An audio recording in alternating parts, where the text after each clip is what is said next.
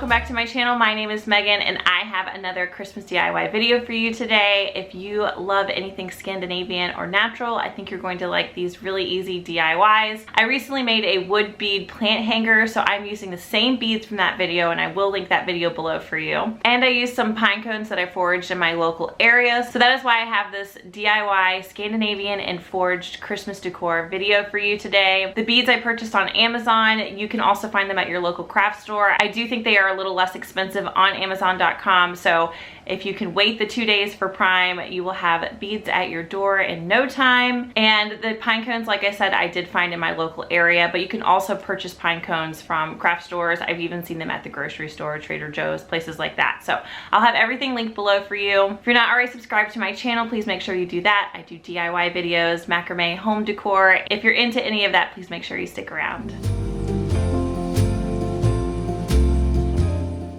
For this beaded stocking tassel, we're going to start out making the tassel first. I'm using this Lion's brand, really thick and chunky yarn. I like it because it's cream and it has a really beautiful gold thread running through it, but you can use any sort of string or yarn that you have. And to make the tassel, I'm actually just going to use my phone to wrap, but you can also use a small book or a piece of cardboard, anything that's flat and you're able to wrap it around. I wanted my tassel to be pretty big, so I wrapped it several times until I felt like it was a good size. I'm done with my yarn, so I'm just going to cut that off, and then I'm going to use some twine to hold my tassel together. About 30 inches of twine here. I'm going to take one end and wrap it underneath all of that yarn, and I'm going to tie a double knot here. You can remove your yarn, then you should have a little loop in there where the phone was, and you could just cut down the center so you open that tassel up. I'm going to take another length of yarn about 10 inches long, and I'm going to use it to do a gathering knot. These are really simple to do. You just take one end, point it up towards the top of the tassel, drag it down to create a loop, and then you're going to wrap over the loop. You're going to wrap several times really nice and tight, and when you get to the bottom, you slip your other end through that loop that you created, and this is what closes the tassel off so it can't come undone. If you pull that top string, it's going to tighten that up for you, and then you could just cut off the excess strings.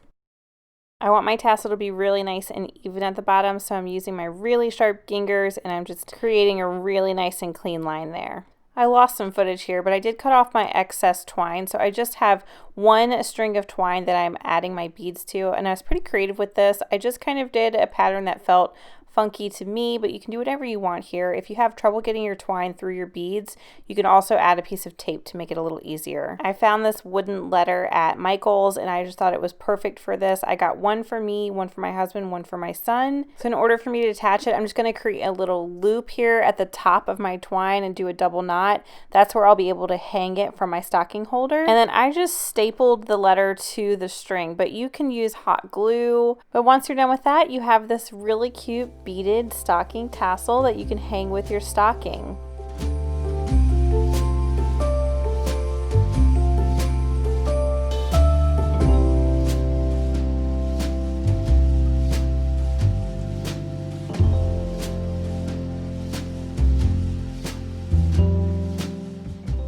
This beaded garland has two tassels on either end, and I'm using this natural jute rope, and I'm just taking one end. Again, I'm using my phone to create the tassel just because it's convenient, but use a book, use anything that is sturdy and flat to do this. And once you've got enough on there, you can cut it off. And we're going to make this tassel exactly the same as we made the last one, we're just using a different material. The only difference is I'm going to keep a really long amount of jute here because I want my garland to be about 4 feet long.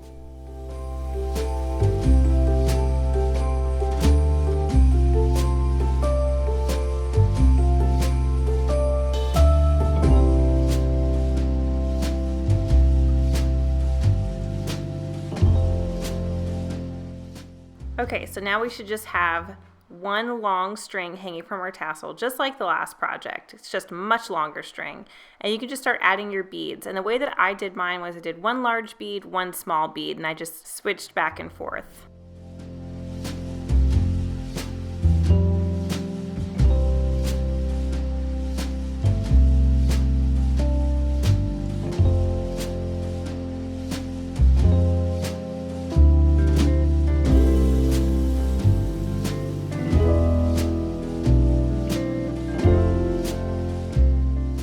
Once I have all my beads on, I'm going to make another tassel separately from the garland. But I'm going to use the string from the end of my garland, and I'm going to attach this tassel that way. So I'm going to slide it underneath just like I normally would. And I'm going to create a really nice tight double knot there to secure my tassel to my garland. Then you can slide your tassel off and finish making it, and then you have yourself a beaded garland.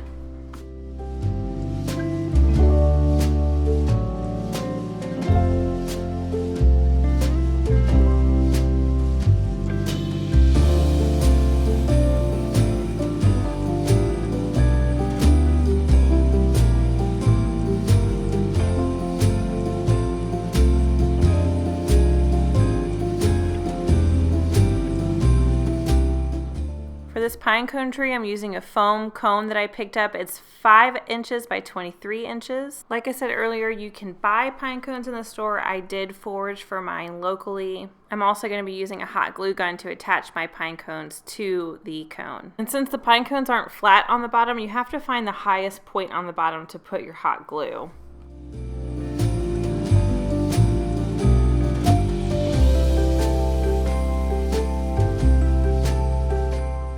I found that moving on to the next row of pine cones, it helped to place the next pine cone in between 2 previous pine cones.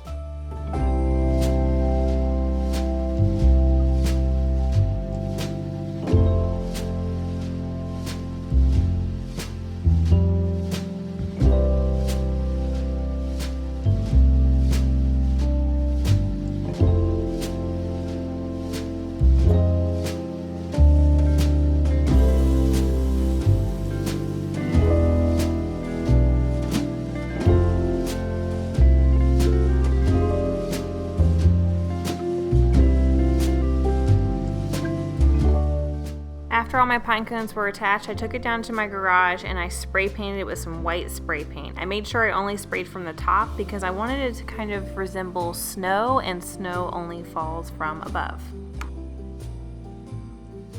Then, using some gold paint and a sponge brush, I added a little bit of gold to the tips of the pine cones.